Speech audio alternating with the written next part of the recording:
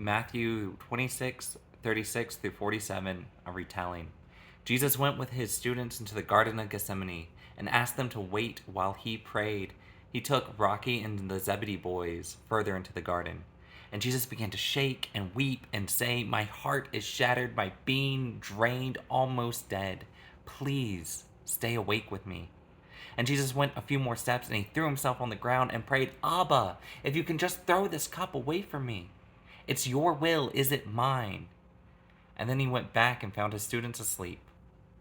"Rocky, you couldn't stay up for an extra hour with me? Keep up and pray that you do not have to face these trials. The heart is strong, the body is weak." And Jesus again went and prayed, "Abba, is this only complete if I drink? Your will be done."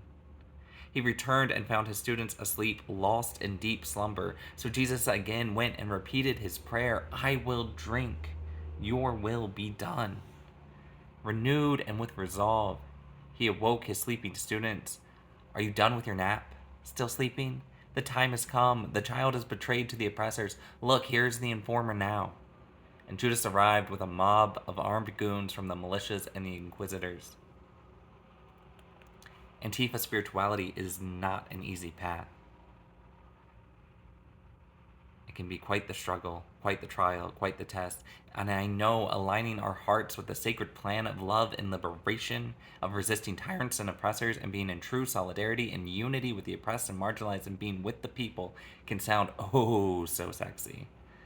And when we are flying high and the adrenaline is spiking and we're getting in fights, we're getting in conflict, we're getting arrested, we're getting cool photos of ourselves, we're getting interviewed by the news, it is awesome, and we feel the thrill and the adrenaline and the thrill of running and hiding, but eventually that thrill wears off and we feel broken, the threats pile up, and the people we love are abandoning us or falling asleep. And then we have to face those consequences and face the threat alone.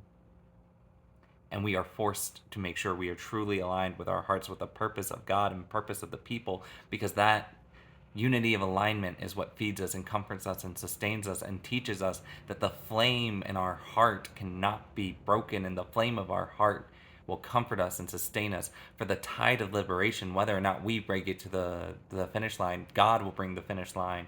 And God will take that tide of liberation and it will surge against their border walls, surge against their hate, surge against their oppression, and will crash it down around us. So we have to know what we're willing to sacrifice. We have to make sure that our hearts are truly aligned and we have resolve and renewal of purpose, so that way we can face that lonely garden, and after the garden, their clubs and their guns are nothing, because liberation can't be stopped.